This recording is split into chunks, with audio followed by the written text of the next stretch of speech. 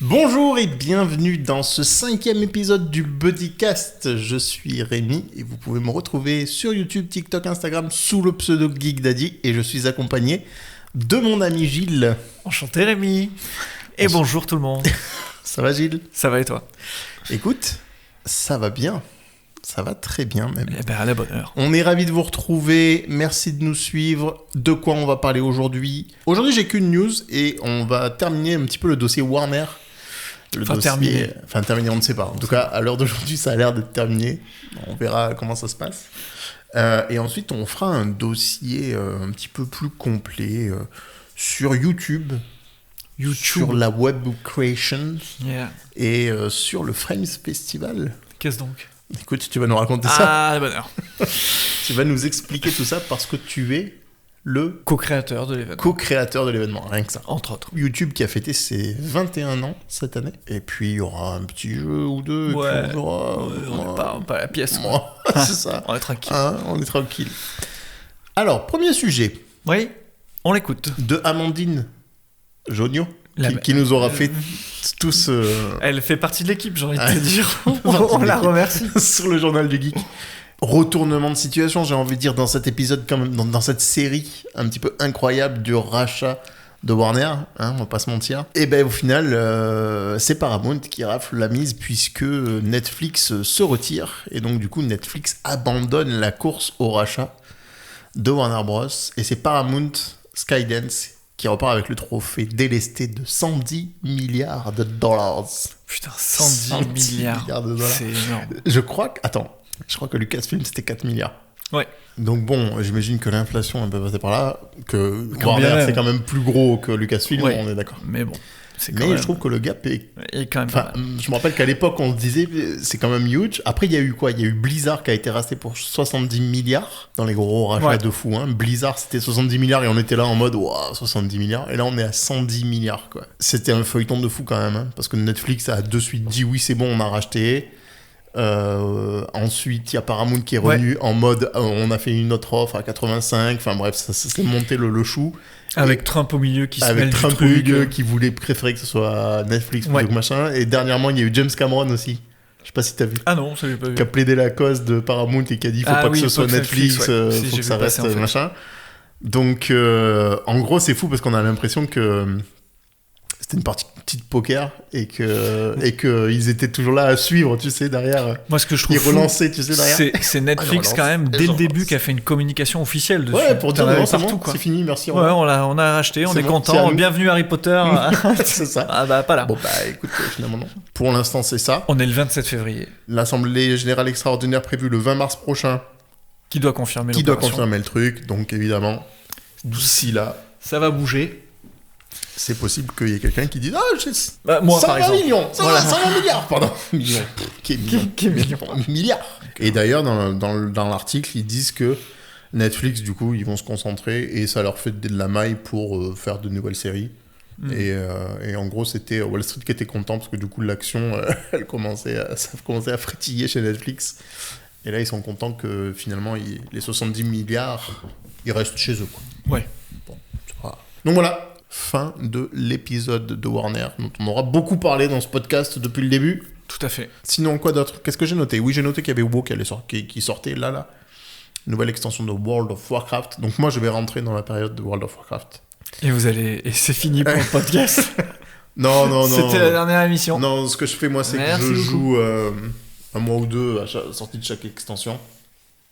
Je me rince... Le pexing, je monte, je fais 1 ou 2 donjons avec mes potes et après voilà, j'arrête. Et je reviens. C'est ce qu'on dit, ouais. Ça. Voilà, on verra. Et maintenant, que je fais dossier YouTube.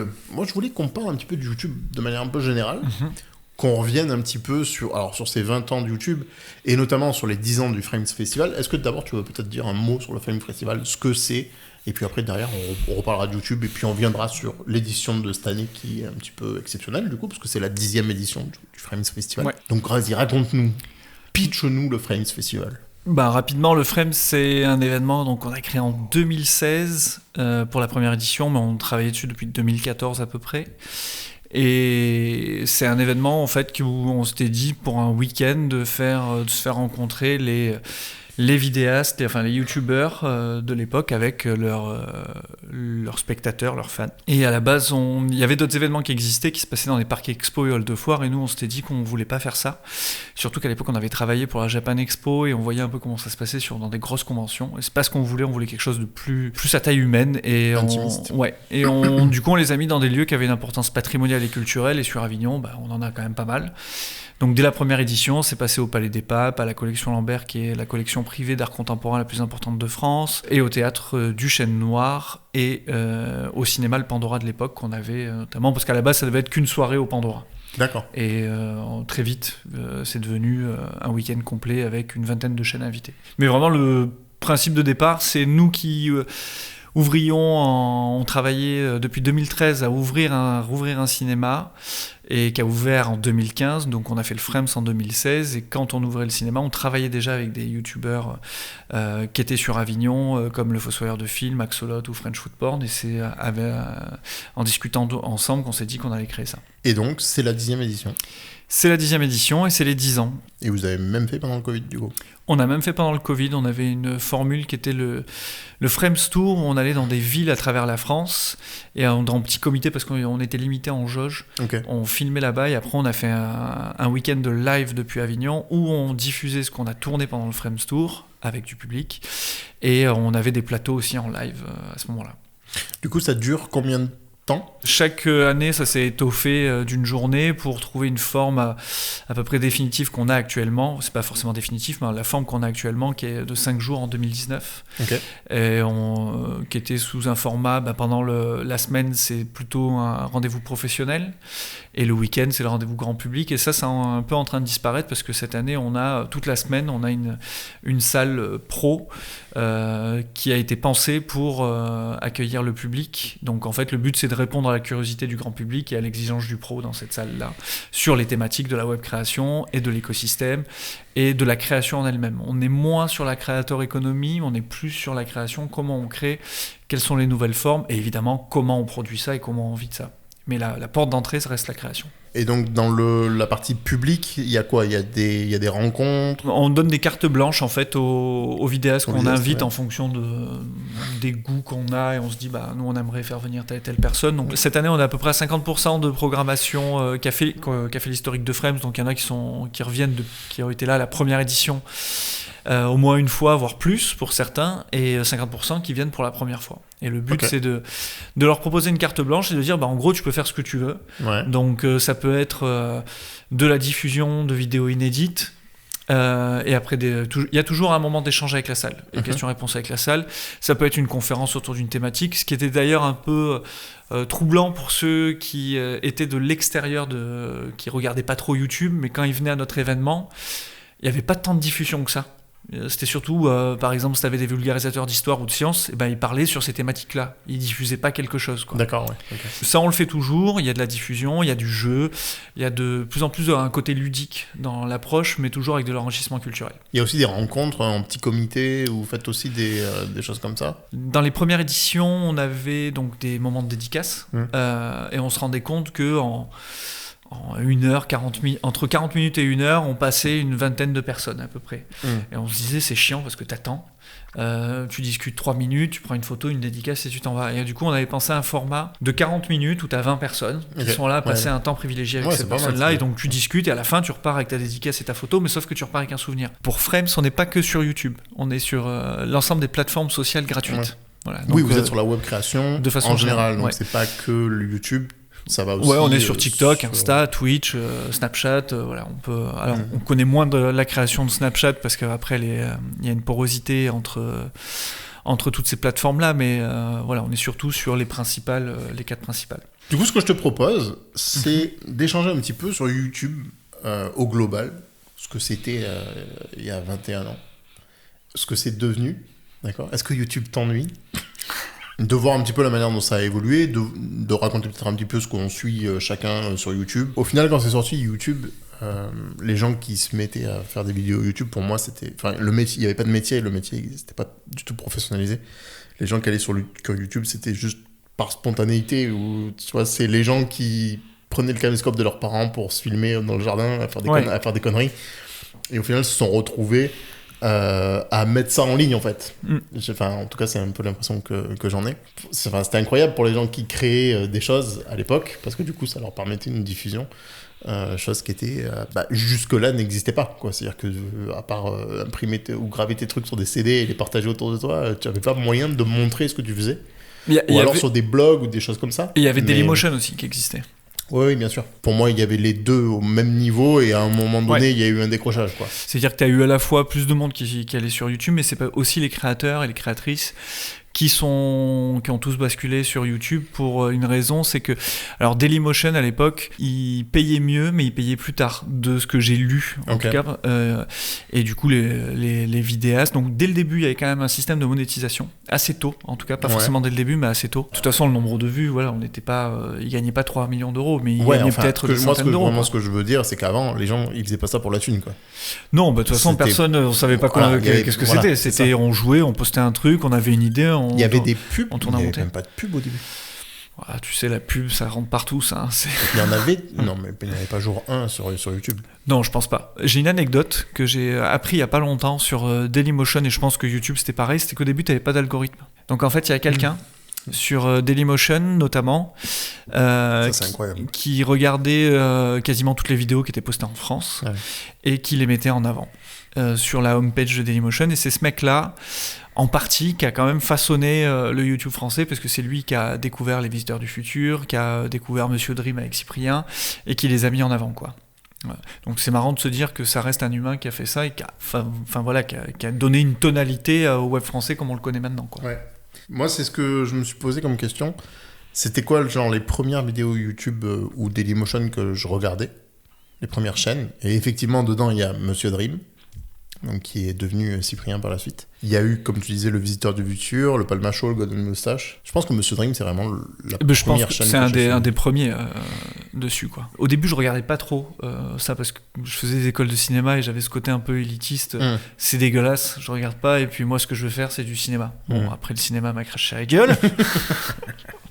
Donc on s'est retrouvés sur YouTube. Alors souvent je dis c'est parce que avec Vincent, donc mon binôme, c'est avec lui qu'on a créé le Pandora, c'est avec lui qu'on a co-créé le Frame, c'est avec les vidéastes et même d'autres personnes avec qui nous entouraient à l'époque. Donc on était tout le temps ensemble, on a fait nos études ensemble. Et vraiment, on n'avait pas du tout ce côté web. Et je crois que c'est toi qui nous as apporté ce côté-là à l'époque, avec les podcasts et tout. Parce que on a lancé, pour ceux qui ne le savent pas, vous qui nous écoutez à millions, mais on avait lancé un podcast vidéo qui était donc téléchargeable et visionnable aussi en ligne via la plateforme Apple, qui s'appelait Popcorn le podcast. En 2010. 2010. Ouais, de 2010 à 2014 peut-être, on a fait 3-4 ans comme ça, on a fait sur 3 saisons quasi entières. Oui, il y a une 30aine d'épisodes, je crois. Ouais. Et c'était des épisodes, à l'époque où c'était le format court, on s'est lancé sur des formats de 2 heures. On a fait 3 heures, je crois. Hein. Ouais, mais en vrai, on était un peu précurseurs, maintenant ça passerait crème, tu vois, quand tu vois les Twitch. Mais, Donc, en tout cas, au début, c'était souvent des créateurs qui étaient seuls. Ouais. Et des enfants. Des gens qui se regroupaient pour faire des choses, quoi. Mais il n'y avait pas ce côté métier, il n'y avait pas ce côté argent, il n'y avait pas ce côté... C'était juste des gens qui avaient envie de faire des vidéos et de diffuser leurs conneries sur le web. C'était ça, c'est en se disant, ça de peut... création, de diffusion, quoi. On peut voir ce que je vais créer, quoi. Ouais. Et c'est un super outil, tu vois, tu te dis, c'est trop bien, on peut se lancer. Même maintenant, quand tu vois les stats de YouTube, de nombre de vidéos qui est posté à la minute, c'est hallucinant, le nombre d'heures postées à la minute, quoi. Tout le monde peut poster tout et n'importe quoi. Ton film de mariage, tu peux le poster dessus comme une création ou quand t'as filmé ta thèse, voilà. Du coup, depuis ça a beaucoup changé, hein. Et puis maintenant, il y a... Enfin, c'est devenu un business à part entière. Maintenant, il y a les enfants qui veulent être youtubeurs. Puis il y a l'algorithme qui fait la pluie et le beau temps. C'est-à-dire qu'on se retrouve toujours avec tous les 6 mois une vidéo de « Ah, ça y est, YouTube, il tue les créateurs, il fait ci, il fait ça, machin. » Après, évidemment, il met en avant ce qui marche et ce que les gens ont envie de voir. Donc, c'est aussi ça. Disons que là où il n'y avait pas de besoin et où les gens faisaient juste ce qu'ils avaient envie de faire, maintenant, il y a une écoute, il y a une audience. Et il y a du coup des choses qui marchent, des choses qui marchent moins, et donc YouTube met forcément en avant ce qui marche.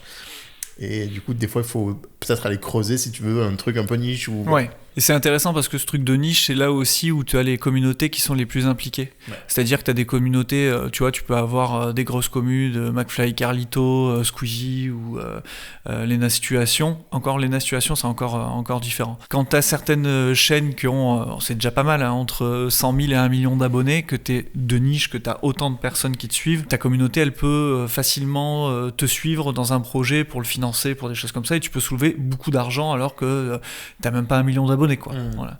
Et ça, ça fait partie maintenant de l'écosystème du web. Et les premiers à avoir fait ça, c'était Noob. Enfin, c'est pas forcément les premiers, mais en tout cas, c'est eux qui ont eu direct un record. Olydri, le studio. Je me souviens plus. Ils sont de Toulon. Ouais. Voilà. Ils viennent de la même fac que moi. Ah. Ils étaient là, ils sont plus jeunes, donc ils étaient là genre 4 ans après moi. T'as loupé ta carrière. J'ai tout loupé, mec. Il y a le CNRS et la recherche de façon générale. Depuis quelques années, ils travaillent sur la web création. Et moi, j'avais pu échanger avec une personne du CNRS qui m'avait présenté une étude, notamment, qui présentait ce que les Français regardaient le plus. Okay. Et hors musique, les 2 premiers, c'est les tutos bricots et les tutos cuisine. Ouais. Voilà. Et la vulgarisation culturelle et scientifique, je sais plus s'il y avait quoi au milieu, mais en gros, ça arrivait 5e ou 6e, quoi. Ouais. Tu vois, c'était même pas les 3e ou un truc comme ça, c'était bien après. C'est-à-dire qu'il y a beaucoup plus de gens qui regardent YouTube pour des questions pratiques, plus que pour apprendre des choses ou s'émouvoir, quoi. Je pense que c'est pas que, en fait, les gens qui regardent des choses pour... oui, ils font les deux. Ils font les deux, quoi. Quand ils ont besoin de planter un clou, ouais, après, c'est aussi générationnel. Tu vois, par exemple, moi, mes parents, ils peuvent tout à fait regarder peut-être un tuto YouTube, mais jamais ils vont regarder un documentaire sur YouTube, quoi. Natif YouTube, je parle. Ouais.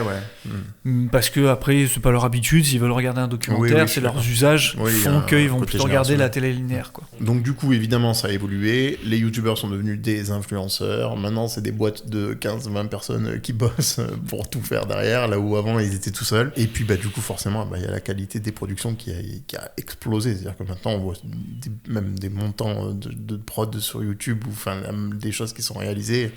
Je pense au film Nexus 6 ou à Kaizen d'Inoxtag, tu vois, ou même le GP, si tu sors de YouTube et que tu vas sur Twitch, c'est des productions qui... ont rien à envier à ce qui passe à la télé aujourd'hui. Il y avait un peu même de prod télé, je crois, dessus, oui. pour le coup.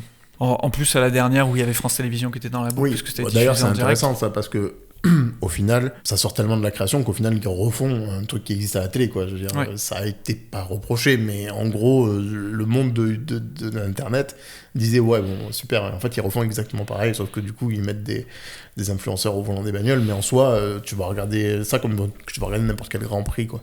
Et c'est marrant parce que ce que tu dis là sur l'évolution des qualités de production, nous, quand on avait fait un premier financement, je crois, avec Patrick, pour Axolot, pour Une étrange escale, on a été monté en gap. Puis nous, on avait une boîte de prod, on avait un peu plus de moyens que pouvait avoir un mec tout seul avec son simple Canon 5D. Et quand on l'a accompagné, du coup, on a eu des remarques en commentaire. Alors, c'était à la marge, mais il y en a qui disaient c'est trop quali, c'est de la télé, quoi. Ouais. Maintenant, ça s'estompe. Et les usages font que les 18-30 ans ne regardent plus la télé linéaire. Ça ne veut pas dire qu'ils regardent plus ce qui est produit à la télé. Par exemple, Danse avec les stars ou Koh-Lanta, ils vont le regarder en replay, en version numérique, quand ils veulent, comme ils veulent, mais pas dans un rendez-vous spécifique. Delphine Ernotte, donc la présidente de France Télévisions, qui a fait une annonce là en début d'année pour dire que maintenant France Télévisions allait passer au tout numérique. Donc ça veut dire que la télé linéaire n'est plus la priorité. Et même les annonceurs partent de la télé linéaire, et le plus gros annonceur qui était sur la télé linéaire, c'était Lidl, et ils ont fait une annonce aussi pareil en début d'année en disant qu'ils ne mettraient plus d'argent sur la télé linéaire. Ça veut pas dire qu'ils ne mettent plus d'argent sur la télé, mais pas en linéaire. Donc ça veut dire que les usages changent, que le public qui regarde la télé en linéaire est vieillissant et qui maintenant il mise sur... Ça veut dire quoi? Que les programmes qui vont passer à la télé linéaire vont aussi être sur les plateformes, en fait, c'est ça. C'est-à-dire qu'il y a plus en gros, il y a plus de différence de diffusion entre ce qui est sur Internet et ce qui passe en linéaire. Je pense qu'il y a avoir un truc un peu hybride, c'est-à-dire que la télé linéaire va se mettre à 100% au numérique et va continuer de produire des formats formatés télé, là où l'incarnation elle est encore différente dans le web. Tu vois, quand tu as un Nagui qui te parle à la télé, tu n'as pas l'impression qu'il te parle vraiment à toi. Non, ce qui est la différence avec un Squeezie qui parle à des millions de gens, mais t'as l'impression qu'il te parle à toi, ce qui te crée un lien parasocial un peu particulier. Mais on est sur un changement et la télé va continuer de produire, va faire du format hybride entre les deux, le temps de trouver des choses. Et ça fait déjà des années, notamment pour France Télévisions et encore plus pour Arte, qu'ils ont des services chez eux qui sont spécifiques web. Et l'avantage que ça a, que tout passe au numérique, c'était qu'en général, les budgets de ces services étaient moins importants que les budgets antennes, notamment pour la fiction. Là, ça risque de rééquilibrer les choses. C'est-à-dire que quand un vidéaste va travailler avec France TV ou Arte, ça sera beaucoup mieux produit, enfin avec plus de moyens. D'ailleurs, on a vu aussi au début, aller à la télé, c'était un goal pour pas mal de gens. Et t'as des gens comme Max Bird, tu vois, qui sont passés de YouTube à la télé. Et au final, maintenant, t'as des gens de la télé qui viennent dans... C'est rigolo, du coup, ça s'est inversé, en fait. C'est pas ce rapport de force, mais cette envie d'aller d'un côté ou de l'autre. Et au final, c'est en train de se mélanger. C'est-à-dire que des fois, j'ai entendu Pierre Ninet qui disait « Ouais, je vais peut-être créer ma chaîne YouTube. » Enfin, tu vois, tu te retrouves avec des trucs. Qu'est-ce que ça fait de créer ça ? C'est nous, on a une table ronde sur la partie mixte, justement, pro et public, qui aborde cette thématique des personnes de la télé qui passent au web. Ouais.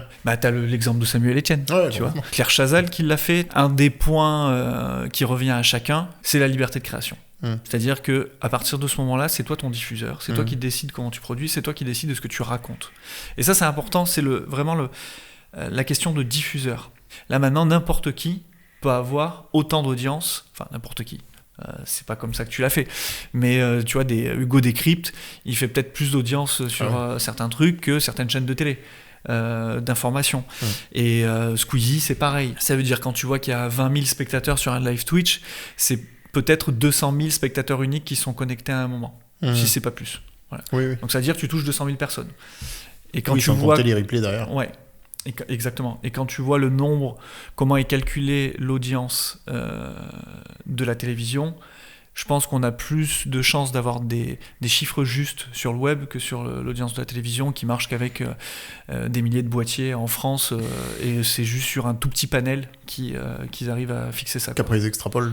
Exactement. C'est quoi toi aujourd'hui Mon YouTube. Ton YouTube. Mon YouTube. C'est quoi ton YouTube aujourd'hui, ou même comment il a évolué ton YouTube depuis 20 ans quoi. Avant j'étais très sur de la vulgarisation culturelle et scientifique. Donc quand je dis culturelle, c'est ciné, musique, et après scientifique, la science dure, du style de l'astronomie ou de l'histoire après derrière. C'était plus ça. Il y a eu un tel boom là-dessus, de nouvelles générations, je suis un peu moins. Là-dessus, je suis un peu plus sur des formats courts, TikTok, Instagram, où t'apprends des petites anecdotes comme ça qui te donnent envie d'aller chercher plus loin. Et c'est ça que j'aime bien dans la vulgarisation sur ces formats-là. Maintenant, je suis plus sur des storytellers. Des The Grit Review, Ego, Alt 236 ou la chaîne de Paul. Et après, il y a aussi, j'aime bien les côtés un peu méta, c'est-à-dire du web qui parle du web.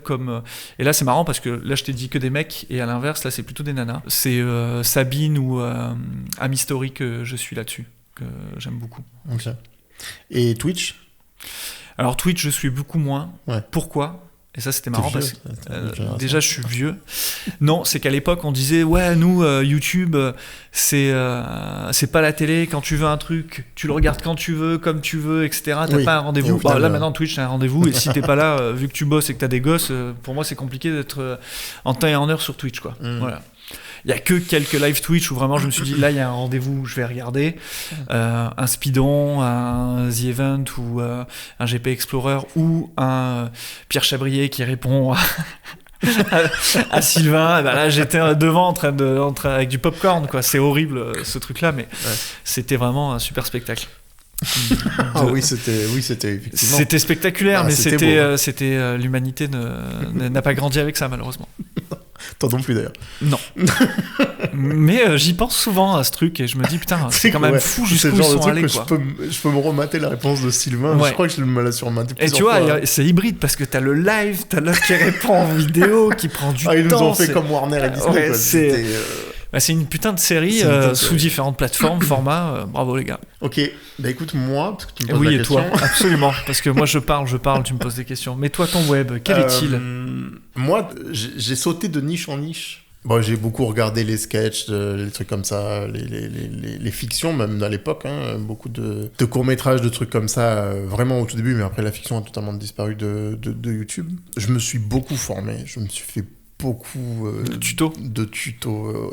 J'ai beaucoup, tu sais, quand j'ai monté le film le Ravens, là, j'ai appris le montage, j'ai appris les effets spéciaux, j'ai appris Photoshop, j'ai appris Premiere Pro, j'ai appris After Effects. Enfin, voilà, je me suis bouffé un nombre d'heures de tutos et je me suis auto-formé grâce à YouTube. Et par exemple, après, je me suis mis sur des vidéos de potager où je me suis maté des chaînes et des chaînes sur les comment on fait pousser les trucs, comment on fait son engrais, comment on fait, tu vois. Et là en ce moment c'est les cocktails, je suis une chaîne d'un américain qui fait des cocktails et je me régale à faire des cocktails. Donc je vais comme ça de niche en niche et de passion en passion en disant ah putain ce truc là il m'intéresse en ce moment, je vais à fond là-dessus et je peux tout me mater d'un truc pendant tu vois, des heures et des heures d'une même chaîne où je peux penser vraiment un sujet. Et après il y a eu beaucoup de vidéos aussi sur les jeux vidéo. Quand il y a eu Overwatch qui est sorti, je regardais des tutos sur les personnages, sur comment machin, et c'est là en fait c'est Overwatch. C'est rigolo parce que c'est vraiment ce qui m'a fait faire le pont avec Twitch entre YouTube et Twitch. Parce que du coup, je suivais AlphaCast qui faisait donc des tutos sur Overwatch. Et du coup, il disait que retrouvez-moi sur Twitch. Je connaissais pas du tout à l'époque, tu vois. Et donc, du coup, c'est lui qui m'a amené sur Twitch. Et en fait, c'est tombé pendant la Coupe du Monde d'Overwatch. Ça m'a fait rentrer dans l'e-sport et je suis tombé dans la Coupe du Monde d'Overwatch à ce moment-là. Et je me suis mis à mater de l'e-sport sur Twitch. Et je suis rentré par cette porte-là. Et après, de là, j'ai connu Zerator et que je suis toujours aujourd'hui. Je pense que c'est le créateur que je suis le plus sur Twitch. C'est vraiment Zerator. Et je peux suivre beaucoup de ces trucs, que ce soit la Zilan, que ce soit le The Event évidemment. Le WoW Hotel qu'il va faire là où pendant une semaine il va se mettre avec 40 mecs dans un hôtel pour faire des raids sur World of Warcraft. Étoiles et tout, enfin toute la clique et même du joueur du grenier aussi. J'adore ses vidéos sur les jeux vidéo. Je trouve qu'il fait des super trucs. Récemment ce qu'il a fait sur Blizzard aussi c'était super intéressant. Bon bref voilà, donc je suis énormément, je suis un gros consommateur, je pense peut-être même plus que toi de YouTube. Ah oui, je pense vrai. Et je suis aussi Sylvain, tu vois, je connais rien aux bagnoles, hein, j'en ai rien à foutre, hein. Pareil, mais ces vidéos à chaque fois elle m'attrape et je peux me mater des heures et des heures à l'écouter parler de bagnole ou à faire le con avec des bagnoles. Moi c'est pareil, Villebrequin ça a été le truc qui m'a fait regarder des vidéos autour des voitures. Moi j'avais pu regarder une émission sur les voitures depuis que j'ai quitté la maison de mes parents et que mon père regardait Turbo, tu vois. C'est ça. Mais et j'ai trouvé ça trop bien parce que t'avais à la fois le truc délire et complètement on fait de la merde et c'est rigolo et on teste quelque chose et on apprend toujours un peu quelque chose, et à côté où ils avaient des vraies parties pédago, enfin de vulgarisation de la mécanique, et je trouvais ça vraiment fort, le ton qu'ils arrivaient à faire entre 2P, 2 RAW, etc. C'était pas mal. Et après sinon comme toi Ego The Great Review. Après je suis d'autres créateurs sur le ciné. Mais le ciné, ça m'a un peu gonflé quand c'est devenu très, il faut dire de la merde des trucs, tu vois. Ouais. Il y avait une vague là où je suivais un peu plusieurs créateurs et puis ils sont tous allés dans les trucs, ils ont compris que dire de la merde ou être clivant, c'est ce qui marchait. Ça rapporte. Et c'est marrant parce que t'as des personnalités comme ça où tu as vite zappé, en tout cas pour moi, dès que je vais voir ça, et il y en a un en particulier qui lui a un truc en plus là-dessus, c'est Régé le Gorilla, en tout cas pour moi. Je trouve qu'il joue le rôle du connard et tu sens que c'est pas vraiment ça, mais qu'il en joue, qu'après derrière il y a toujours du fond, etc. dans ses analyses, et l'avantage c'est qu'il critique pas forcément les films, mais il critique les gens aussi qui regardent les films, notamment les top 10 des gens, où c'est très souvent les mêmes, tu sors toujours les mêmes noms, ce fameux Interstellar, et là je suis complètement d'accord avec lui pour le coup. C'est pour ça que je l'aime bien. Est-ce qu'on jouerait pas avant de continuer ? Allez, un petit jeu. Un petit jeu pour toi. Je réexplique. Ouais. J'ai écrit des répliques de films. Je te les ai juste écrites. Donc, il va les lire. Je vais les lire. Il va essayer. S'il les trouve, il les trouve. Super. Bravo Gilles. S'il les trouve, voilà, champion. S'il les trouve pas, potentiellement, je peux lui jouer. C'est ta partie préférée. Mais pour le coup, là, les films, je suis moins à l'aise avec. Mais on verra. Justement, c'est ça qui va être encore mieux. Ou alors, je te les fais écouter. Voilà. Et ça, c'est la troisième partie. C'est vraiment, je suis un tocard. En vrai, si t'es un tocard, tu les écoutes et c'est obligé que tu trouves. Quand j'ai mis 3 petits points entre Guy Crochet, c'est que c'est un truc trop précis qui te ferait trouver et que j'ai enlevé. D'accord, un nom de personnage. Ouais. Ou autre. Rien n'est terminé, rien. Tout continue à cause de vous. Là, il a des 3 petits points entre crochets. C'est vous qui m'avez appelé, pas moi. J'ai fait ce qu'il fallait pour gagner, mais on n'a pas voulu nous laisser gagner, et je suis revenu dans le monde, et j'ai vu ces larves maintenant dans l'aéroport. L'aéroport de Nice, 2 minutes d'arrêt. Ghostbusters ? Non. Et je suis revenu dans... Je te le joue. Et je suis... Attends. Ce qui m'a perturbé, c'est... Il va absolument jouer. Et je suis revenu dans le monde, et j'ai vu ces larves maintenant dans l'aéroport. C'est Starship Troopers ? Non. Non. Ça, m'engueule pas. Non. Allez, vas-y, joue-le-moi. Rien n'est terminé. Rien. Tout continue à cause de vous. C'est vous qui m'avez appelé, pas moi. J'ai fait ce qu'il fallait pour gagner, mais on nous a pas laissé gagner. Et je suis revenu dans le monde, et j'ai vu ces larves maintenant dans les aéroports. Dans les aéroports. Eh ben écoute, ça m'aide pas plus. Très bien. T'aurais pu le faire en chanson, c'était pareil. Donc je te le fais écouter ? Ouais. Bon, a priori, seconde 1, tu trouves l'acteur. Seconde 2, tu trouves le film. Ok. Ok, Rambo. Hein ? C'est Rambo. Voilà. Ça, j'avais dit seconde 2. Tu vois ? Je suis allé plus vite. Rien. Tout continue à cause de vous. C'était pas ma guerre. Ah, c'est ça que C'est je vous mange. qui m'avez appelé, pas moi. Ouais. C'est beau. Bah, Très je suis bien. déçu que t'aies pas trouvé. Hein. Ah non, là je l'avais pas du tout, hein. Je serais jamais parti là-dessus. Deuxième réplique, on est venu, on l'a vu, il a eu dans le cul. Alors ça je connais. Vous l'avez vu, qu'est-ce que c'est ? Nous l'avons. Qu'est-ce que c'est ? Ne va-t-il pas faire des petits ? Je connais ça. Ça m'énerve, ça reviendra pas. J'ai très envie que tu me le joues du coup. On est venu, on l'a vu, il a eu dans le cul. Vous l'avez vu ? Mais qu'est-ce que c'est ? Nous l'avons. Qu'est-ce que c'est ? Ne va-t-il pas faire des petits ? C'est Ghostbusters. Oui. Bravo. Ouais, j'ai toujours un film d'avance. On est venu, on l'a vu, il a eu dans le cul. Vous l'avez vu ? Qu'est-ce que c'est ? Nous l'avons. Qu'est-ce que c'est ? Ne va-t-il pas faire des petits ? Nous avions affaire à ce que nous appelons dans notre jargon un concentré de chimères, apparitions répétitives ou un accord astral flottant du type 5. Un accord astral flottant de type 5, évidemment. Évidemment. Ok, je l'ai. Next. Je pensais que tu l'aurais dès le premier. On est venu. Tu l'as vu dans le cul, ça me parlait direct, mais dès qu'elle m'occupe, de toute façon, ça me parle direct. Et pourquoi t'as fait ça ? Pourquoi ? Tu sautes ? Moi, je saute, pas vrai. Alors, attends. D'accord. Je relis normal, sans mettre de ton, parce que je sais pas pourquoi je mets un ton. Et pourquoi t'as fait ça ? Pourquoi ? Tu sautes ? Moi, je saute, pas vrai ? D'accord. Oh mon Dieu, je pouvais pas partir. Thelma et Louise. Non.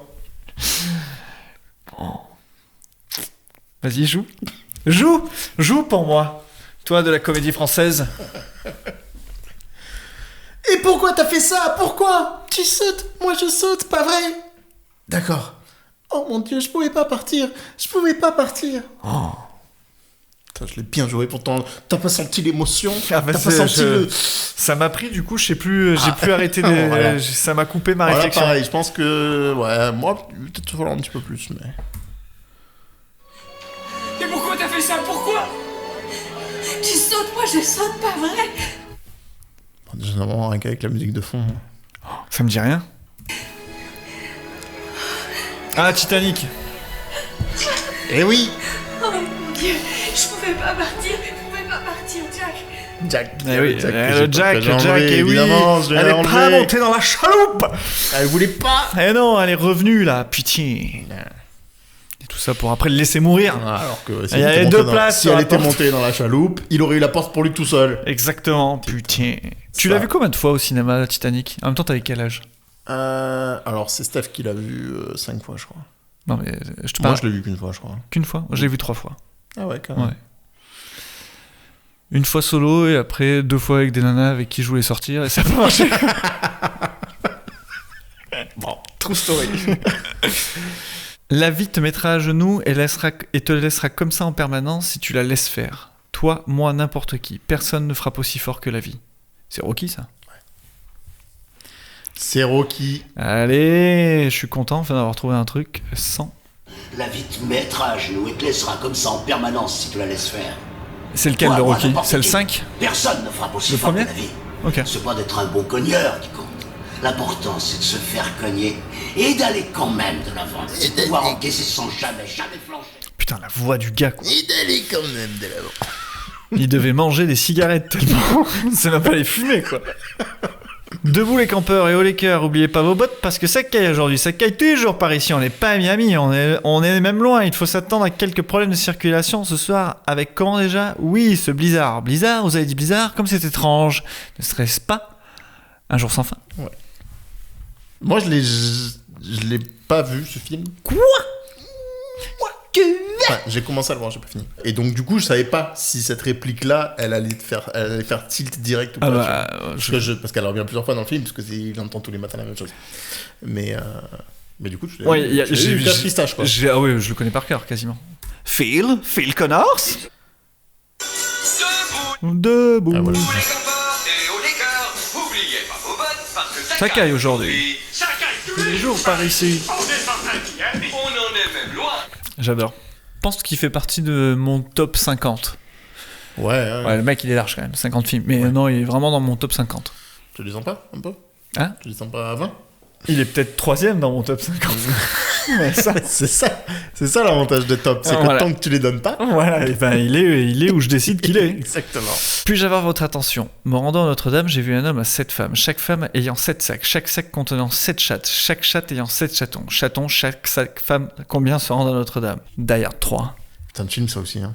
Il fait partie de mon top 50. Un endroit très simple, des pierres qui chauffent au soleil, un potager qui sent les aromates la journée, et le jasmin la nuit. À l'entrée, il y a un énorme peuplier, des figues, des pommes, des poires et la terre noire comme les cheveux de ma femme. Ça me fait penser à la Louisiane. À l'Italie. À l'Italie. C'était pour dormir. Et je pense qu'en final, c'est l'Espagne. C'est pas Gladiator ? Ouais. Votre portefeuille, donnez-lui, pourquoi faire ? Il a un couteau, regardez. Ah, un couteau, ça c'est un couteau. Crocodile Dundee. Ah, je savais pas si tu l'aurais dit, celui-là. T'es bon, hein ? Ouais. Ah bah, c'est... Votre portefeuille, donnez-le-lui. Pourquoi faire ? Est-ce que tu sens cette petite musique ? Un couteau, ça. Ça, c'est un couteau fixe. Il lui déchire la veste. Je vais le montrer, ça, à Vegas. Cassons-nous. On s'est fait Beethoven, là, avec les petits. Ils ont kiffé. Et moi aussi. On en était où ? Qu'est-ce que tu veux nous raconter sur YouTube ? Ah oui, putain, j'ai oublié, mais il y a aussi, je fais, tu sais, les vidéos de matos. Que ce soit matos vidéo, éclairage, appareil photo, machin, ça, je peux régulièrement, je me refais des sessions de visionnage de matos. Et ouais, les vidéos de trek, parce que du coup, l'année dernière, on est parti faire un trek, donc faire une randonnée, dormir une nuit et machin, donc ça nécessite 2-3 accessoires pour faire ça. Et donc je me suis maté des heures et des heures de tentes, de bâtons, de chaussures, de vestes, de sacs à dos. De faire ça, que ça soit pour... Ça me régale. Ouais, ça te régale. Mais après, pour choisir, moi, ça me... Ah non, mais après, ça m'empêche de choisir. Mais non, quand t'as tout vu, gros, tu sais. Mais non, mais justement, il y a tout le monde qui a son avis, c'est pas tout le temps les mêmes et tout. Non, il y a tout le monde qui a son avis et il y a ton budget. Et bah du coup, après, moi, je suis frustré. Ton budget, il est... Voilà... Il définit, tu vois, tu sais dans ton budget ce qui rentre, quoi. Ok. Hein, après, tu vas chez Decathlon et tu claques 1500 balles et voilà. Pour une nuit. Autant dormir à l'hôtel. Mais c'était trop bien. Des recettes de cuisine aussi, je suis tarpin de... Ah ouais. Je suis passé de plusieurs créateurs à plusieurs créateurs. Et là, en ce moment, c'est Woogies que je suis. Oh, je me fais toutes ces recettes, je me régale. Il y a un truc aussi dont je voulais parler, par rapport à la télé, où du coup, tu subis un petit peu la programmation. Là, maintenant, avec les algorithmes, on te montre ce que tu as envie de voir, et au final, on t'enferme dans ta bulle. Ça, c'est un truc qui n'existait pas il y a quelques années. Bon, tu étais soumis à ce qu'on voulait bien te montrer, donc est-ce que c'était mieux, je sais pas. Mais en tout cas, là, aujourd'hui, tu as un truc de te conforter dans toutes tes idées, parce que du coup, tu restes dans une bulle, et on n'a pas tous les mêmes bulles, et au final, mon YouTube, c'est pas le tien, et quand tu dis c'est sur YouTube, c'est super, ben, on n'a pas tous le même YouTube. Ouais. Tu vois, par rapport même à nos gosses qui peuvent regarder ce qu'ils veulent, le dessin animé quand ils veulent, comme ils veulent, ou autre chose via les plateformes SVOD. Nous, on avait 5-6 chaînes télé et basta, et la journée, t'avais pas plus que ça pour les gosses, quoi, tu vois. Donc, on se faisait des documentaires, des émissions, on regardait pas la télé, sinon on allait faire autre chose. Ouais, tu parles, on regardait la même cassette VHS 25 000 fois Mais aussi. moi, pas tant que ça, quoi. Il y a bien des films que tu t'es maté 50 fois. Les Goonies. Bah voilà. Ouais, les moi, Goonies. je prends les Star Wars, les Indiana Jones. Enfin, mes enfants, il y a quand même très peu de films qu'ils ont regardé plus de 5 fois. Ah ouais? Moi, quand ils font des fixettes, pendant 10 jours, on regarde ça d'affilée. Hein. Ah ouais? Ah ouais. Ouais, ils sont pas trop comme Et après, ça change. Mais quand ça tombe sur des films que tu veux pas voir, pas de patrouille. Ouais. Non, la première fois que tu le vois, tu fais en vrai, ça va. Ouais. Une fois et demie. Après, tu peux dire non aussi. Non, parce que c'est eux qui commandent. On est dans l'éducation mal. Elle est pas possible, elle est nulle. Non, mais en tout cas, moi, j'ai l'impression d'avoir beaucoup plus regardé les mêmes trucs quand j'étais gosse que eux, quoi. Ah, moi non, je regardais beaucoup la télé tout court. Ah ouais, la télé. Ouais. Ah ouais, moi, sinon, c'était beaucoup. Parce que mes parents, ils enregistraient pas plus que ça, quoi. Et quand ça arrivait un peu plus tard, on avait pourtant un magnétoscope, mais on n'avait pas le réflexe d'enregistrer des trucs dessus. En tout cas, moi, Enfin, petit. Moi, les Star Wars et les Indiana Jones. Mais Indiana Jones, j'ai dû le voir 50 fois ou 100 fois, tu vois. C'est sûr. Ouais. Bon, en tout cas, tout ça pour dire que aujourd'hui, nos enfants, enfin, j'ai l'impression, on regarde des trucs plus différents par rapport à nous, parce que du coup, l'offre, elle est constante, et tu veux un dessin animé, tu mets n'importe quoi, t'as un nouveau dessin animé. Alors que nous, il y avait le Club Dorothée, puis quand le Club Dorothée était fini, il n'y avait plus la télé, quoi. Enfin, je veux dire, c'était plus pour nous, quoi, tu vois. T'avais des moments de télé pour les gosses. Mais moi, je me souviens par contre de moments de télé où justement, quand il n'y avait rien pour moi, je regardais. Ouais, mais quand t'étais plus grand déjà. 8 ans. 8-9 ans. Ouais, après, moi, mes parents, ils limitaient, tu vois. Moi, ils étaient pas là, ils bossaient. Ouais, voilà. Moi, j'étais en mode YOLO, quoi. Enfin, c'est comme Steph. Steph, tu vois, elle a été élevée par la télé, tu vois. Moi, c'était alors soit. Que nous, c'était très limité, quoi. On pouvait regarder MacGyver, machin, mais le Club Dorothée, mais après, la télé, elle s'était allée, quoi. Ah, les séries de fin de journée avec le daron, on regardait ça, c'était trop bien. Les Codes Quantum, MacGyver et tout, là, ça, très bon souvenir là-dessus. Puis après, ça vrillait le dimanche avec Walker Texas Rangers, après la F1, ça me foutait en l'air. Bon, tout ça pour dire du coup que, je partais du coup de l'algorithme et du fait qu'on était tous dans nos bulles. Il y a tellement d'offres que la diffusion s'adapte à chaque personne et c'est personnalisé, quoi. Et avec les biais que ça peut avoir de te conforter toujours dans forcément tes idées, tes machins, et pas forcément te montrer d'autres choses, etc., quoi. Déjà, t'as ce truc où il suffit que tu regardes plus de 20 secondes une vidéo pour qu'il t'en propose 15 de la même manière derrière, et c'est encore pire sur TikTok et Instagram. Mais c'est vrai que du coup, ça t'empêche de découvrir parfois d'autres univers, comme tu dis, et après, l'algorithme, il est pensé pour nous protéger. Peut-être la seule chose qu'il fait bien, c'est de nous protéger de la submersion de contenu étranger. C'est-à-dire en tout cas, moi, quand je me connecte sur mon YouTube, je n'ai que du contenu français. À la marge, de temps en temps, j'ai un truc anglophone, mais sinon, c'est que du contenu français. Et par contre, une des questions qu'on va poser au Frame, c'est la question de la place du vidéaste en tant que diffuseur. C'est-à-dire que quand tu es vidéaste, tu diffuses que ta création. C'est rare sauf si c'est pour commenter ou un react, que tu diffuses un autre contenu. Et là, le principe, c'est de se dire pourquoi ne pas imaginer que tu as un documentaire qui te plaît, t'achètes les droits, tu le diffuses sur ta chaîne en faisant une intro pédagogique pour ta commu. Pareil, les 7 samouraïs de Kurosawa, par exemple, un classique du cinéma. Et pour une chaîne qui parle de ciné, pourquoi pas le diffuser en faisant un deal avec le distributeur, parce que tu as touché un public qui serait même pas allé le voir en salle et tu continues de faire vivre des œuvres comme ça. Et enfin, tu as aussi l'option de y a un vidéaste qui a la même ADN que moi en Italie, en Angleterre, en Espagne, peu importe. Je fais un deal avec lui, je diffuse son contenu qui est traduit, mais c'est moi qui le porte et je fais une intro à chaque fois sur chacune des vidéos, tu vois, pour que les gens comprennent. Tu deviens un vrai diffuseur. Tu deviens diffuseur avec ton audience de contenu tierce, quoi. Je voulais parler aussi de Twitch rapidement. Dire que Twitch, pour moi, il a été en décalage d'une dizaine d'années au final par rapport à YouTube. C'est-à-dire qu'il est resté niche pendant 10 ans après, j'ai envie de dire. Jusqu'au Covid, quoi. Covid, ouais. Voilà, Covid, ça a été l'explosion. Ça a été l'explosion. Et aujourd'hui, on retrouve des trucs mainstream, alors qu'avant, Twitch, c'était... c'est du game. C'était du gaming. Tu allais pour voir des gens jouer aux jeux vidéo. Et maintenant, quand tu vois que tu as un Grand Prix, juste un Grand Prix, c'est clair. sur Twitch, avec tous les codes de la télé. Et tu as des gens qui parlent de tout et n'importe quoi. Tu as des pièces de théâtre qui sont jouées. Les vidéos YouTube, les plus vues. La première... Ça, je le sais. Je le savais. C'est Baby Shark. C'est Baby Shark. Et ce qu'il y a de marrant... Avec combien, du coup ? 16 milliards. De vues. Ouais. Et si t'as remarqué, dans les 5 premières vidéos, tu vois, ça a même encore changé. Mais c'est surtout, il y a, sur les 5 premières vidéos, t'as 4 vidéos pour enfants. Et 4 vidéos d'animation. Donc ça veut dire un truc. Ça, c'est un des points aussi auxquels on va réfléchir au frame. C'est-à-dire, comme on a 10 ans, qu'est-ce que regarde un gamin de 10 ans ? Et la question, c'est de se dire, là, avec ce qui va arriver en France, l'interdiction des plateformes sociales aux moins de 15 ans, dont YouTube est compris dedans,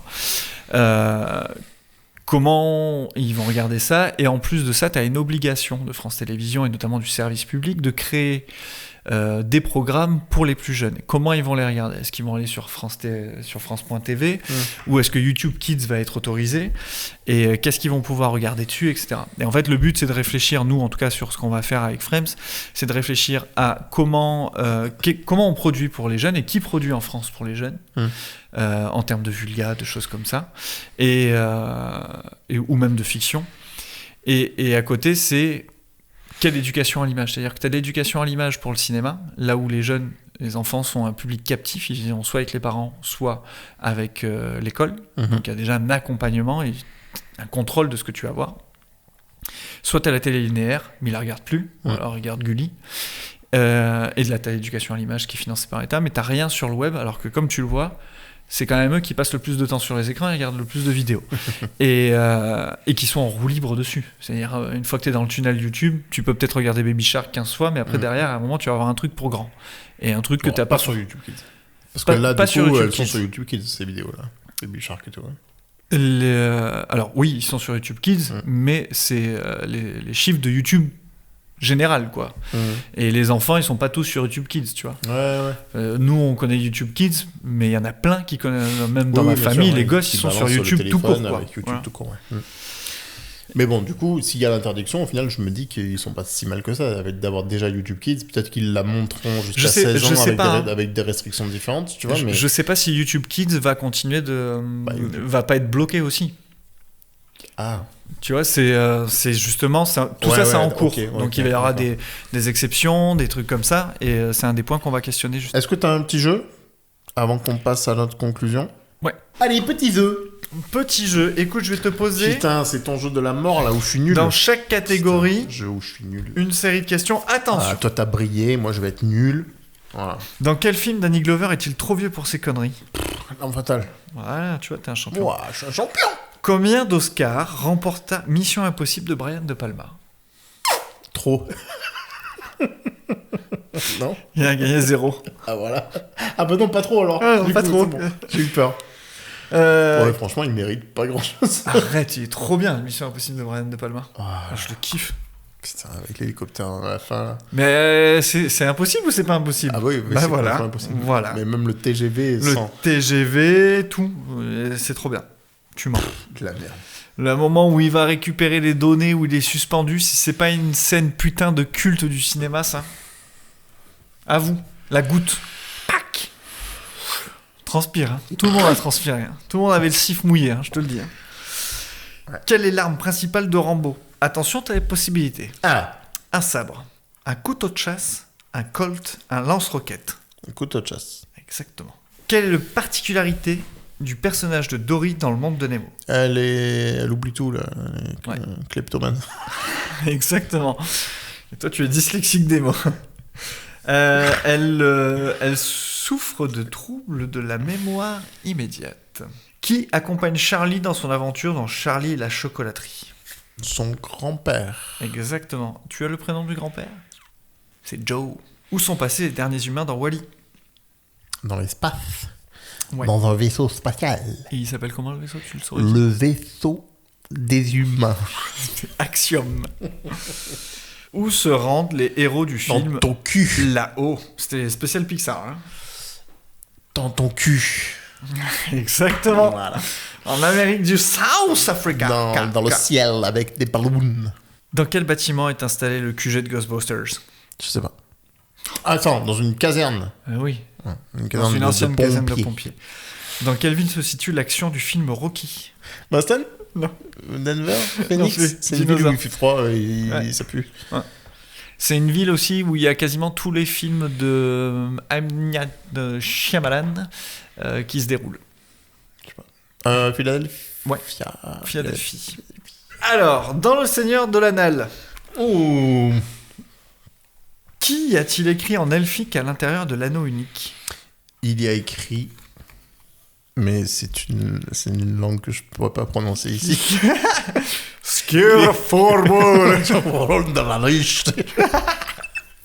Il y a écrit un anneau pour les gouverner tous, un anneau pour les trouver tous et dans les ténèbres les lier. Alors, Un anneau pour les un anneau un anneau pour les gouverner tous. Ouais. Un anneau Pour les trouver. pour les trouver. Il n'y a pas tous, mais pour les trouver. Pour les trouver. Un anneau pour les amener tous. Ouais. Et dans les ténèbres, les lier. Exactement. De quelle couleur sont les pilules proposées par Morpheus dans Matrix ? Rouge et bleu. Mais elles sont vachement faciles aujourd'hui. Dans Interstellar, quel est le nom du robot qui accompagne les astronautes dans leurs aventures spatiales ? Il y a des propales ? Il y a des propales. Alors je veux bien. Mars, Al, Tars Tars. ou Eve. Eve. Exact. Où se passe le film The Girl with the Dragon Tattoo ? En Norvège ? En Suède ? En Danemark ? En Finlande ? Pour moi, c'est 3 mêmes pays. Je crois que c'est en Suède. C'est exact. C'est exact. C'est exact. Il est bien ce film. Je l'ai jamais vu. T'as David Fincher. Et alors, dans quel état, des États-Unis se déroule le film Massacre à la tronçonneuse ? En Texas. Yes, exact. Allez. Bon, ça va, t'es pas trop merdique ? Non, ça va. Aujourd'hui, j'ai pas été trop merdique. On arrive au bout de cet épisode. Qu'est-ce que enfin, on a vous allez d'autre me à dire. dire sur YouTube ? On a dit des choses sur YouTube. Ouais. Pour terminer, donc cette année, c'est les 10 ans du Frames Festival. Absolument. Gilles. Et tu es en train de bosser sur la programmation. Alors, on l'a fini, là. Qui est finie. Ouais. Magnifique. Est-ce que du coup, Enfin, presque. tu peux nous en dire plus sur cette 10e édition, ce qu'il va y avoir, ce qu'il va pas y avoir, quand est-ce qu'il faut venir, qu'est-ce qu'il faut faire, et tout ça, on t'écoute. C'est du 8 au 12 avril 2025 à Avignon. 26. Ok. C'est donc l'heure d'aller me coucher. Allez, c'est à toi. C'est donc le prochain Frames va se passer du 8 au 12 avril 2026 à Melun. Non, à Avignon. Donc du coup à Avignon, qu'est-ce qu'on va avoir ? On commence par 3 jours plutôt orientés pro, même s'il y a une salle qui est proposée mixte, donc on a une billetterie publique, mais c'est quasiment tout vendu pour cette billetterie publique déjà. Ça va être dans combien d'endroits ? De dodo. C'est alors la première, les 3 premiers jours, ça va se être passe encore dans plein de lieux, ouais. comme les 3 premiers jours, c'est dans le Palais des Papes, et ensuite Collection Lambert, Cinéma Vox et Théâtre du Chat Noir. On a également pour la première fois un village qui va être ouvert et gratuit à tous, dans lequel il y aura une scène où on va proposer des activités spécifiques qui seront coprogrammées par Urbania, et notamment pour présenter l'émergence, la scène émergente. Et on va avoir dans ce village d'autres actions, des activités, et pendant qu'il n'y a rien sur scène, on va diffuser ce qui se passe dans les salles à côté, un peu comme une fan zone, tu vois. Et qu'est-ce qu'on va voir au final ? Il y a 5 salles sur la partie publique. Il y en a une spéciale vulgarisation, une spéciale fiction, diffusion en tout cas, parce qu'il y a aussi du documentaire ou de la vulga qui seront diffusés, mais c'est vraiment du contenu en général en avant-première qu'on va diffuser à cet endroit-là. On va avoir 2 salles qui vont être captées et streamées notamment pour tout ce qui est Twitch. Et enfin, le dimanche, on termine la dernière activité qui sera un small talk de Combini, dont l'invité n'est pas encore connu du grand public. Va se passer à l'Opéra d'Avignon. C'est la première fois qu'on y va. Ok. Donc voilà, cool. Ça va être très cool. On a également aussi un comedy club, mais ça fait 3 ans déjà qu'on fait ça. Ça va être la 3e année où il y a en fait des vidéastes qui font déjà des seuls en scène ou du stand-up et qui vont faire des sketchs pendant ce moment. On a également un concours émergence pour les chaînes de moins de 25 000 abonnés, dont l'appel à projet est toujours en cours actuellement, mais je crois qu'il termine le 25 mars. On va avoir des concerts qui sont organisés avec Floral Records, qui est le label de Ponce, Et il y aura... Ponce Quai d'Avignon, d'ailleurs. Ponce Quai d'Avignon. On va avoir, en termes de vidéastes, François Descraques, Dramatis, Ego, Histoire crépue, Hacking Social, Le Cunu, Mama Paprika, Lucas Pastor, Aurélien Prévost, Clément Viktorovitch, Yann Toucourt. Donc on est plutôt vulgaire. Et on va avoir aussi des diffusions de séries et de courts-métrages, dont une série à laquelle j'ai contribué à la production, au développement en tout cas de la production, qui s'appelle 3 minutes avant la fin du monde, et qui a été notamment travaillée lors d'une résidence Frames, parce qu'on fait aussi des résidences, et qui a été produite par Arte, et coproduite par Pandora Création, Portrait Robot et Big Company. Voilà. Donc voilà, vous retrouverez toute la programmation, parce que je ne vais pas vous dire tous les noms, c'est chiant à crever.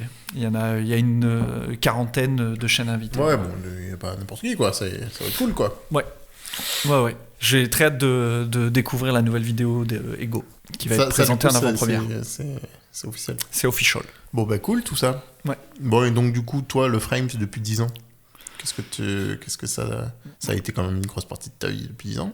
Non, c'est un truc que j'adore faire, en fait, ce que j'aime le plus, parce que moi, ce que je fais sur le Frames, alors pendant des années, j'ai été le directeur de l'événement, et j'ai notamment travaillé sur la programmation, la partie pro, et depuis 2024... Oui, c'est-à-dire que globalement, tu as été le cofondateur. Ouais. Après, tu as été le directeur, donc ça fait 10 ans qu'il n'y a pas un Frames qui se fait sans que tu aies les mains dedans, quoi. Ouais, là maintenant, je suis en charge du développement, je suis plus à la direction, mais je suis en charge il y a plus de direction d'ailleurs, il y a plus de directeur, c'est plutôt horizontal la façon dont on fonctionne. Je suis en charge du développement et des programmations dessus. Bon, en tout cas, l'ambiance est toujours très cool. Ouais. C'est le fait que ça se passe à Avignon dans des lieux vraiment magnifiques, ça rajoute vraiment quelque chose. Et là, du coup, je trouve qu'amener la web création dans des lieux comme ça, pour pouvoir les partager avec d'autres gens, je trouve que c'est vraiment ce qui fait la force du Frame, c'est de retrouver l'engouement. Enfin, même on voit les bénévoles, ils sont à fond. Enfin, il y a une super ambiance autour du festival.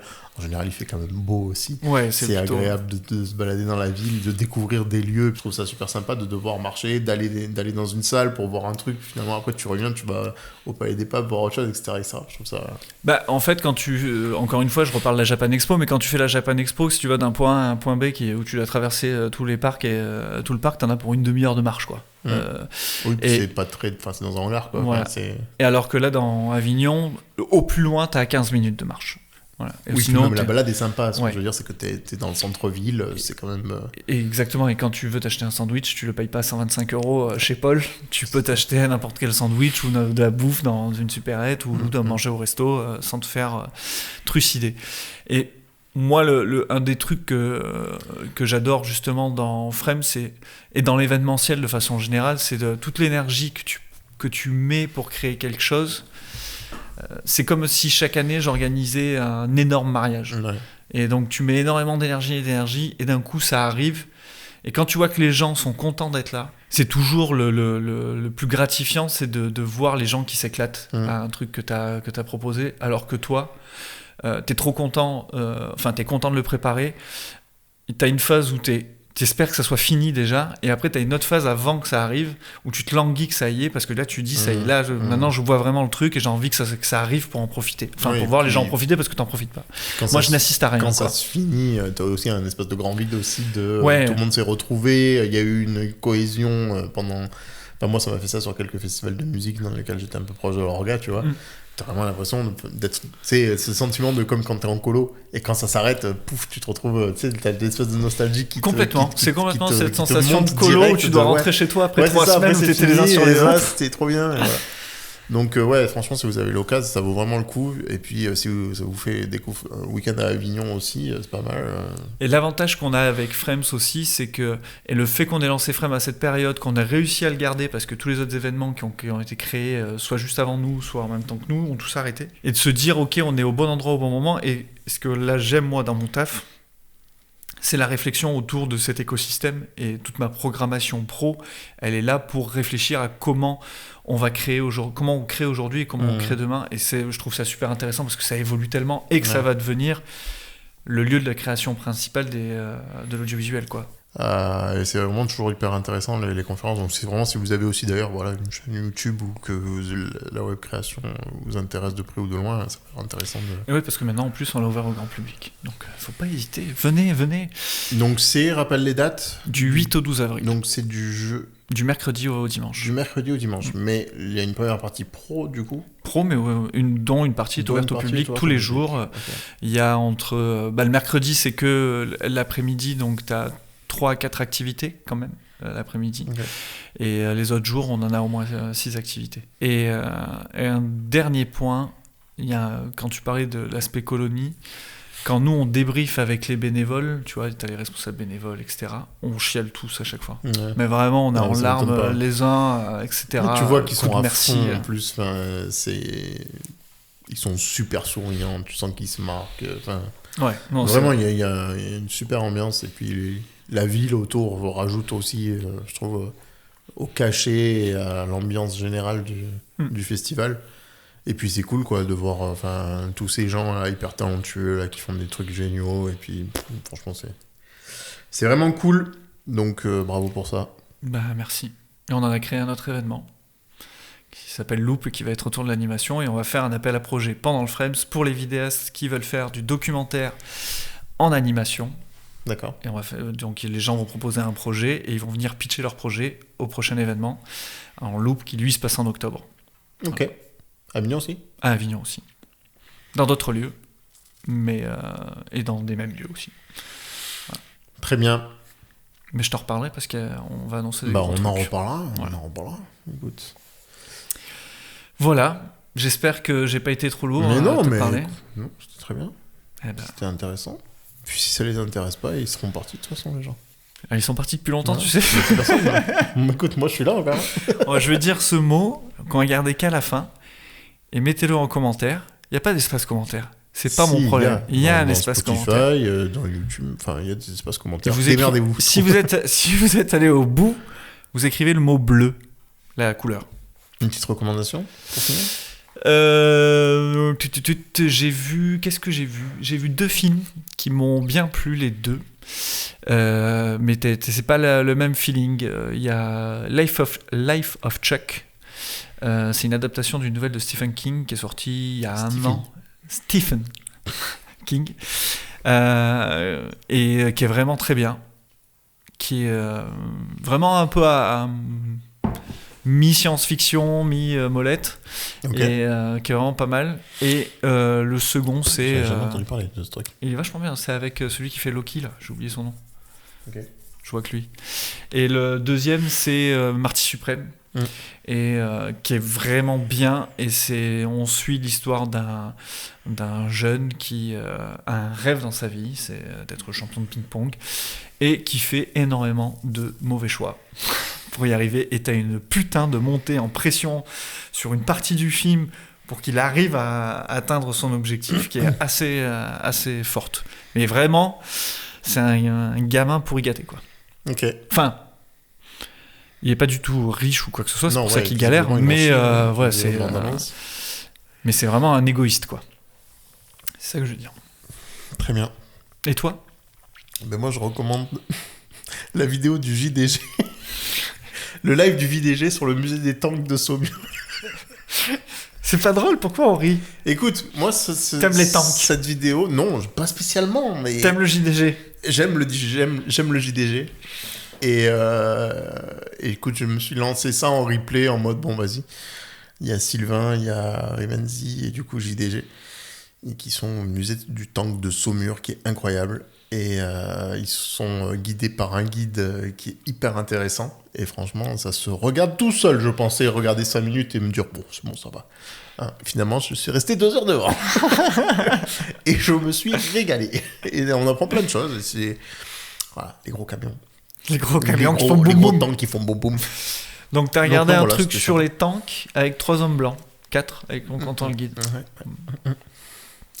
Attends, je recommence. Tu sais que récemment, il a joué à un jeu qui s'appelle Woman Simulator, JDG. Où elle doit faire la vaisselle, faire le ménage, nettoyer les chaussettes, appeler sa mère pour lui dire que sa vie elle est trop dure. Et le soir, il y a le mari qui rentre et qui dit « Ouais, c'est bien, t'as bien travaillé. » Woman Simulator. Il y a une vraie plus-value, enfin il y a un vrai message derrière ou c'est du troll? C'est juste problématique de A à Z. Et quand il a vu ça, il a dit je suis désolé, je suis obligé, voilà. Ouais, voilà. Il a appelé ce truc live problématique, bon bref. Voilà, il me fait rire ce con. Non, bah écoute les tanks, voilà, cette fois-ci c'est les tanks. Les tanks. Si vous êtes arrivés jusque-là, n'oubliez pas bleu en commentaire. Voilà. Non, on verra qui sont les vrais. Il y aura toi et moi. Bon, parce genre, qu'on le sait, toi, mais on les aura même pas écoutés. Attends, tu sais que toi, t'as même pas mis de note au podcast. Tu l'as même pas noté. J'attends. Il y a deux personnes qui ont mis 5 étoiles. C'est moi et Steph, c'est tout. Je vais venir. Alors, ne fais pas le mec. Je sais même que toi, pas où tu vas c'est. mettre un commentaire, hein, d'accord? Je sais même pas où on commente. Merci beaucoup de nous avoir suivis. Merci à vous. Merci à toi. Mais vas-y, dis-leur merci. Merci. Merci de nous avoir suivis. Je répète tout ce qu'il dit, et en moins bien. On se retrouve bientôt. Venez aux Frames. Vous verrez Gilou, peut-être? Ouais, en PLS. Cherchez bien sous les bureaux. Quelqu'un qui queen dans la rue, c'est peut-être moi. Et ouais, moi j'essaierai de passer aussi le vendredi sûrement. Puis on verra. En tout cas, on se revoit prochainement. D'ici là, prenez soin de vous. Soyez sages et à bientôt. À bientôt. Ciao. Ciao, ciao.